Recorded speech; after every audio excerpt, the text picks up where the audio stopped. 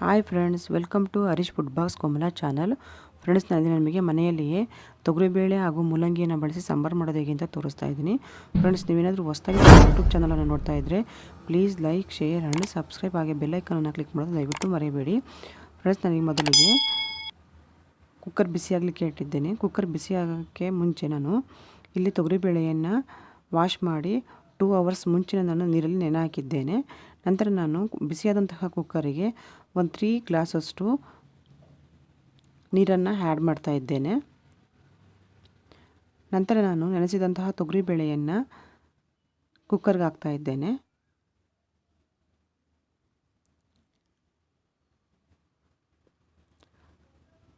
ತೊಗರಿಬೇಳೆ ತುಂಬ ಮೆತ್ತಗೆ ಬೇಯಿಸ್ಕೊಂಡು ನಾವು ಮುಲ್ಲಂಗಿ ಸಾಂಬಾರು ಮಾಡೋದ್ರಿಂದ ರುಚಿ ತುಂಬ ಚೆನ್ನಾಗಿರುತ್ತೆ. ಫ್ರೆಂಡ್ಸ್, ನಾನೀಗ ತೊಳೆದು ಕಟ್ ಮಾಡಿದಂತಹ ಕೊತ್ತಂಬರಿ ಸೊಪ್ಪು, ತೆಂಗಿನಕಾಯಿ ತುರಿ ಹಾಗೆ 2 ಟೊಮೊಟೊ ತೊಗೊಂಡಿದ್ದೇನೆ. ಫ್ರೆಂಡ್ಸ್, ನಾನು ಕಟ್ ಮಾಡಿದಂತಹ ಟೊಮೊಟೊ,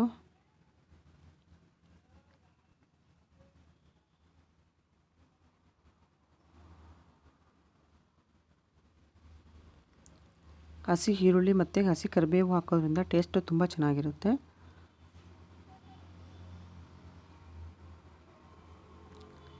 ಇದಿಷ್ಟು ನಾವು ಸಪ್ರೇಟಾಗಿ ಕೂಗಿಸ್ಕೋಬೇಕು ಫ್ರೆಂಡ್ಸ್ ಕುಕ್ಕರಲ್ಲಿ. ನಂತರ ನಾವು ಮೂಲಂಗಿನ ಒಗ್ಗರಣೆ ಮಾಡಿ ಅದನ್ನು ಸಪ್ರೇಟು ನಾವು ಬೇಯಲಿಕ್ಕೆ ಇಡಬೇಕು. ನಂತರ ನಾನೀಗ ಅರಿಶಿಣದ ಪೌಡ್ರ್ ಹಾಕ್ತಾ ಇದ್ದೇನೆ.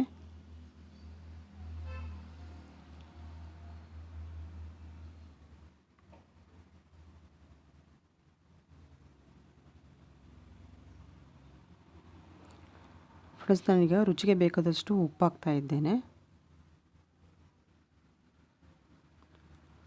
ಫ್ರೆಂಡ್ಸ್, ಮುಲ್ಲಂಗಿ ಸಾಂಬಾರು ಬಿಸಿ ಬಿಸಿ ರಾಗಿ ಮುದ್ದೆ ಜೊತೆಗೆ ಚಪಾತಿಯೊಂದಿಗೆ ತಿನ್ನಲಿಕ್ಕೆ ತುಂಬ healthy and tasty recipe. Friends, ಈಗ ನಾನು ಸ್ವಲ್ಪ ನೀರನ್ನು ಆ್ಯಡ್ ಮಾಡಿ ಕುಕ್ಕರ್ ಲಿಡ್ಡನ್ನು ಕ್ಲೋಸ್ ಮಾಡಿ ನಾನು 4 to 5 ವಿಷಲ್ಸ್ ಕೂಗಿಸ್ತಾ ಇದ್ದೇನೆ ತೊಗರಿಬೇಳೆಯನ್ನು. ನಂತರ ಇನ್ನೊಂದು ಕುಕ್ಕರನ್ನು ತೊಗೊಂಡು ನಾನು ಅದಕ್ಕೆ ಬಿಸಿಯಾದ ನಂತರ 3 ಟೇಬಲ್ ಸ್ಪೂನಷ್ಟು ಅಡುಗೆ ಎಣ್ಣೆ ಹಾಕ್ತಾ ಇದ್ದೇನೆ. ಎಣ್ಣೆ ಬಿಸಿಯಾಗಿದೆ. ಈಗ ನಾನು ಸಾಸಿವೆ ಮತ್ತು ಜೀರಿಗೆ ಹಾಕ್ತಾ ಇದ್ದೇನೆ.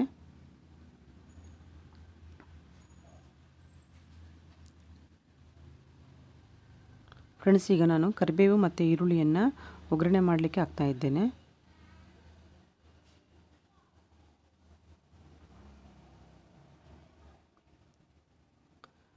ಫ್ರೆಂಡ್ಸ್, ಈಗ ಕಂದು ಬಣ್ಣ ಬರೋವರೆಗೂ ನಾವು ಈರುಳ್ಳಿಯನ್ನು ಒಗ್ಗರಣೆಯಲ್ಲಿ ಬಾಡಿಸ್ಕೋಬೇಕು.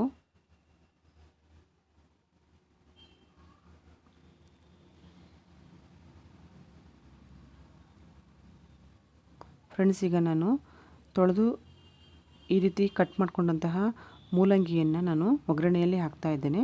ಒಗ್ಗರಣೆಯಲ್ಲಿ ಹಾಕಿ ಒಂದು 5 to 10 ಮಿನಿಟ್ಸು ಹಾಗೆ ಮಾಗಲಿಕ್ಕೆ ಬಿಡಿ. ಫ್ರೆಂಡ್ಸ್, ಈಗ ಮೂಲಂಗಿ ಮಾಗಿದೆ. ನಾನು ಸ್ವಲ್ಪ ನೀರನ್ನು ಹಾಕ್ತಾ ಇದ್ದೇನೆ.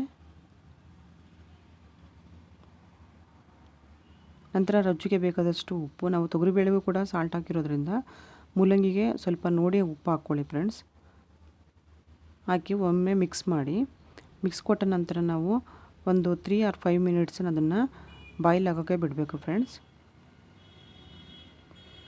ಈಗ ನಾನು ಪ್ಲೇಟ್ ಮುಚ್ಚಿ ಬಾಯ್ಲ್ ಆಗೋಕ್ಕೆ ಬಿಡ್ತಾ ಇದ್ದೀನಿ. ಫ್ರೆಂಡ್ಸ್, 5 ಮಿನಿಟ್ಸ್ ಆಗಿದೆ. ನೋಡ್ತಾ ಇದ್ದೀರಲ್ಲ, ಮೂಲಂಗಿ ಈ ರೀತಿ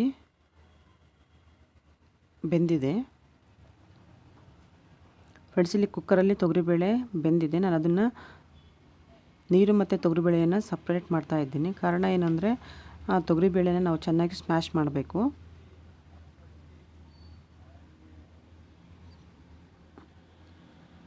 ನಾನೀಗ ಸ್ಮ್ಯಾಶ್ ಮಾಡುವಂತಹ ಕಲ್ಲನ್ನು ಅಂದರೆ ಕುಟಾಣಿಯಿಂದ ನಾನು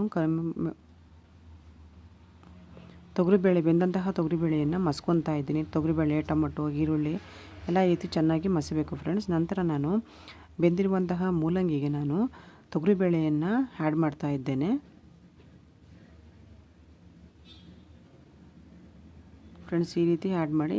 ನೀವು ಈ ರೀತಿ ಮಾಡಲಿಕ್ಕೆ ಇಷ್ಟ ಇಲ್ಲ ಅಂದರೆ ನಾವು ಖಾರ ರುಬ್ಬಿ ಕೂಡ ನಾವು ಅಂದರೆ ಮಸಾಲೆ ಎಲ್ಲ ಹಾಕಿ ರುಬ್ಬಿ ಮಿಕ್ಸಿಲಿ ನಾವು ಅದನ್ನು ಕೂಡ ಆ್ಯಡ್ ಮಾಡಿ ಮಾಡ್ಬೋದು. ಅದು ಕೂಡ ಟೇಸ್ಟ್ ತುಂಬ ಚೆನ್ನಾಗಿರುತ್ತೆ. ಫ್ರೆಂಡ್ಸ್, ನಾನು ಈಗ ರುಬ್ಬಿದಂತಹ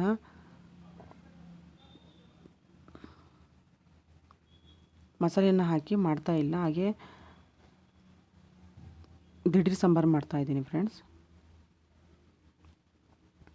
ನಂತರ ನಾನೀಗ ಅಚ್ಚ ಖಾರದ ಪುಡಿ 2 ಟೇಬಲ್ ಸ್ಪೂನಷ್ಟು,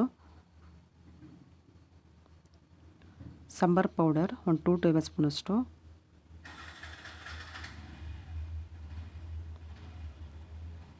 ಧನಿಯಾ ಪೌಡರ್,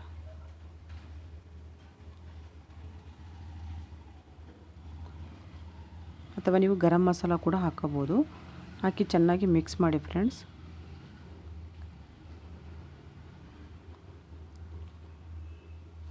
ನೋಡ್ತಾ ಇದ್ದೀರಲ್ಲ, ಈಗ ಮುಲ್ಲಂಗಿ ಸಾಂಬಾರು ಬೆಂದಿದೆ, ಅಂದರೆ ಚೆನ್ನಾಗಿ ಕುದ್ದಿದೆ.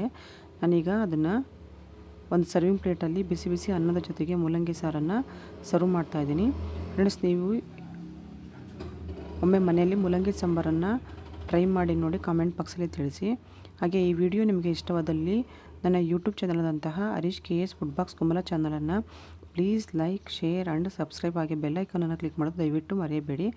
ಬೆಲ್ ಐಕನನ್ನು ಕ್ಲಿಕ್ ಮಾಡೋದ್ರಿಂದ ನಾನು ಮಾಡುವಂತಹ ನ್ಯೂ ಕುಕ್ಕಿಂಗ್ ರೆಸಿಪಿಗಳ ವಿಡಿಯೋಸ್ಗಳ ನೋಟಿಫಿಕೇಷನ್ ನಿಮಗೆ ಮೊದಲಿಗೆ ಸಿಗುತ್ತೆ ಫ್ರೆಂಡ್ಸ್. ಹಾಗಾಗಿ ಫ್ರೆಂಡ್ಸ್, ಈ ಮೂಲಂಗಿ ಗ್ಯಾಸ್ಟ್ರಿಕ್ ಸಮಸ್ಯೆಗೆ, ಅಸಿಡಿಟಿ ಸಮಸ್ಯೆಗೆ ರಾಮಬಾಣ ಅಂತ ಹೇಳ್ಬೋದು friends. Thank you for watching. Thank you.